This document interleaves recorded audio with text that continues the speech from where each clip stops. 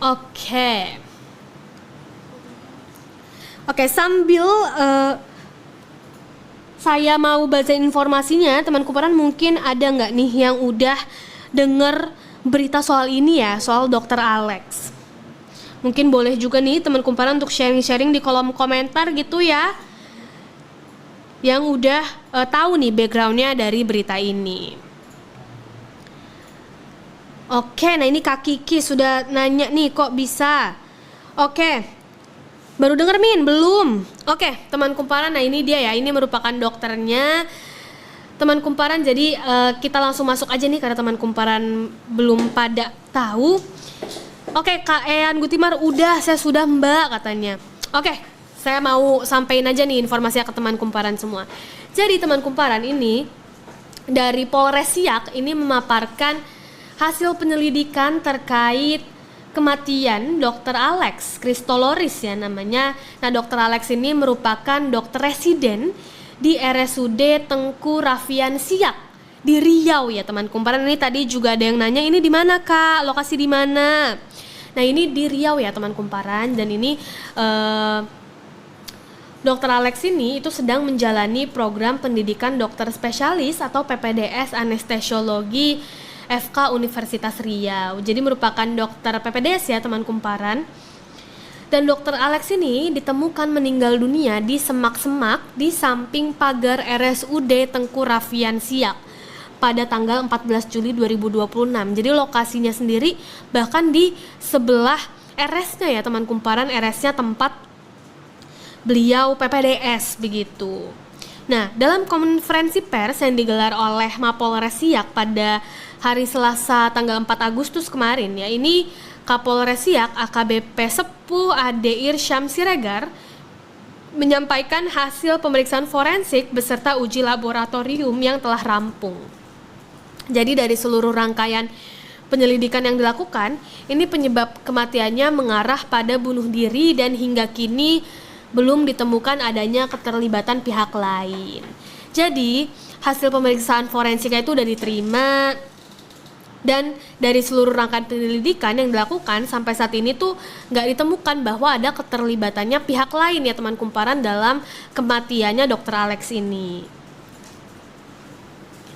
Jadi dari Kapolres menjelaskan ini penyidik telah mengumpulkan dan menganalisis sejumlah rekaman kamera pengawas dari berbagai lokasi, mulai dari lingkungan RSUD Tengku Rafian, sekolah yang berada di sekitar lokasi, dan juga sejumlah titik ya di sepanjang rute yang dilalui korban.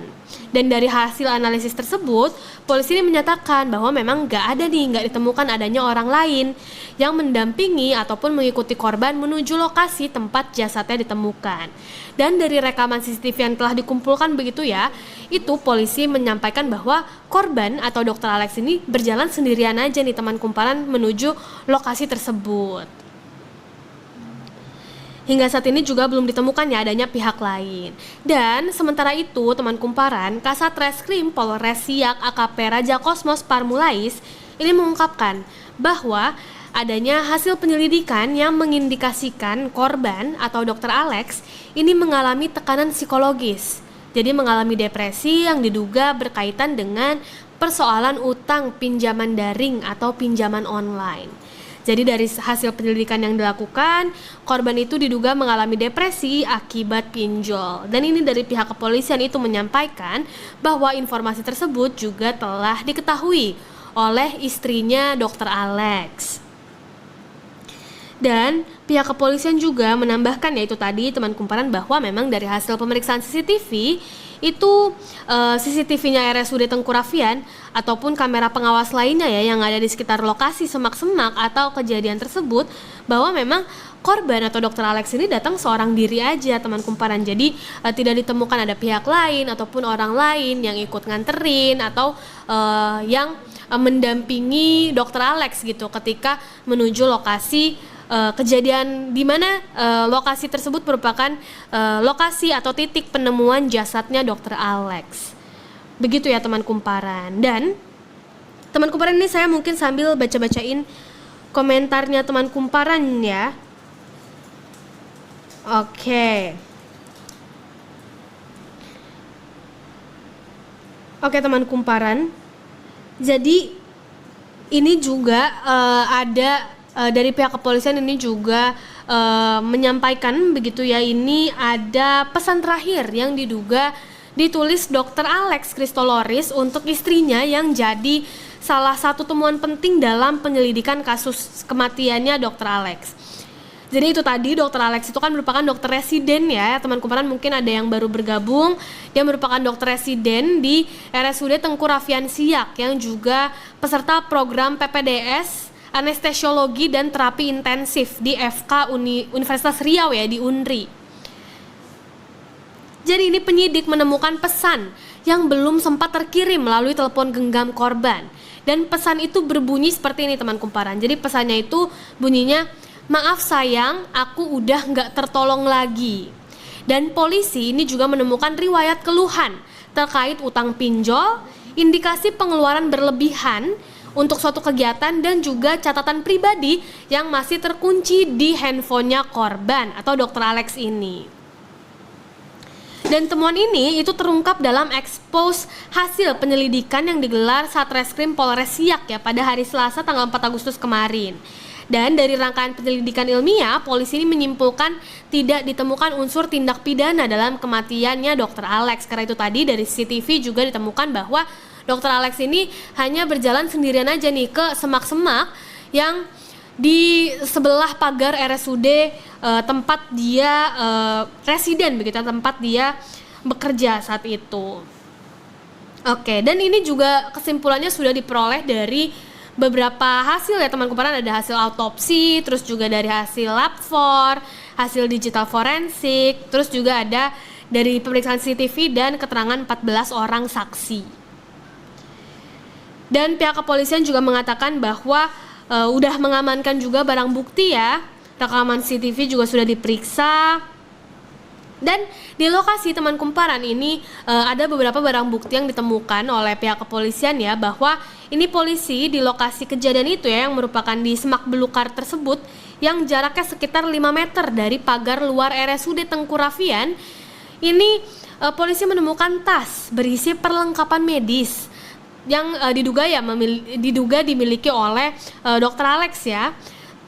Isinya itu ada obat anestesi propofol, ampul lidocaine, spuit berisi fentanyl citrate dan procuronium bromide, serta sejumlah jarum suntik. Dan hasil pemeriksaan rekaman CCTV ini menunjukkan korban berjalan seorang diri ya teman kumparan. Oke, teman kumparan ini juga disampaikan bahwa hasil autopsi yang disampaikan oleh Kasubdit Dokes Polda Riau, Kompol Dr. Desi Marta Panjaitan, ini mengungkapkan adanya bekas suntikan pada punggung tangan kiri korban yang diduga menjadi jalur masuk obat rocuronium ke dalam tubuh. Jadi ya dari hasil autopsi itu mengatakan bahwa ada obat rocuronium ya yang tadi juga ditemukan dalam tas berisi perlengkapan medis di lokasi penemuan jasadnya Dr. Alex begitu ya.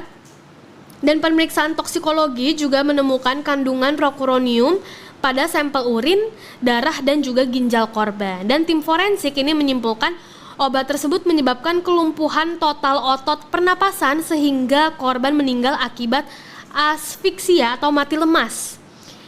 Dan ini dari pihak forensik sendiri mengatakan bahwa memar pada kepala ini tidak menjadi penyebab kematian, dan memang ditemukan ada memar pada kepala, dan juga sedangkan luka-luka lain pada tubuh merupakan luka pasca kematian akibat aktivitas serangga. Jadi ditemukan di tubuh korban ada memar di kepala dan juga ada luka-luka lain ya teman kumparan, tapi informasi yang disampaikan oleh tim forensik ini bukan menjadi penyebab kematiannya.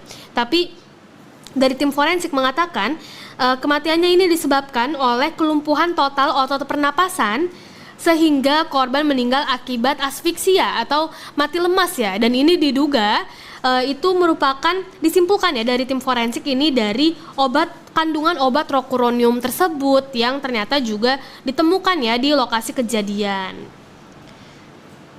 Dan ini diperkuat juga teman kumparan ya, hasil pemeriksaan lab for-nya ini ada bercak darah pada jarum suntik identik dengan DNA korban. Jadi bercak darah di jarum suntik tersebut identik ya dengan DNA-nya Dr. Alex. Dan itu tadi hasil dari psikologi forensik juga disampaikan bahwa korban ini diduga mengalami tekanan psikologis akibat akumulasi berbagai persoalan. Jadi ada tekanan finansial, yaitu tadi ya dari dugaan depresi akibat pinjol. Terus juga ada dari beban pendidikan selama dia menjadi residen ya, selama menjalani program PPDS, terus juga hingga tanggung jawab terhadap keluarga. Dan sebagai peserta PPDS anestesiologi, korban juga memiliki pengetahuan sekaligus akses terhadap obat-obatan anestesi yang digunakan. Begitu ya teman kumparan.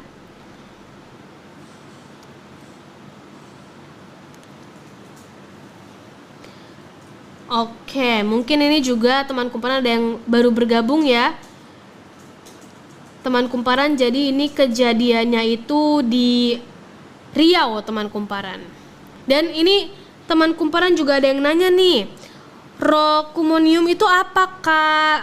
Rocuronium ya teman kumparan, rocuronium itu merupakan obat pelumpuh otot atau muscle relaxant golongan non-depolarisasi yang diberikan lewat suntikan untuk melumpuhkan otot rangka sementara.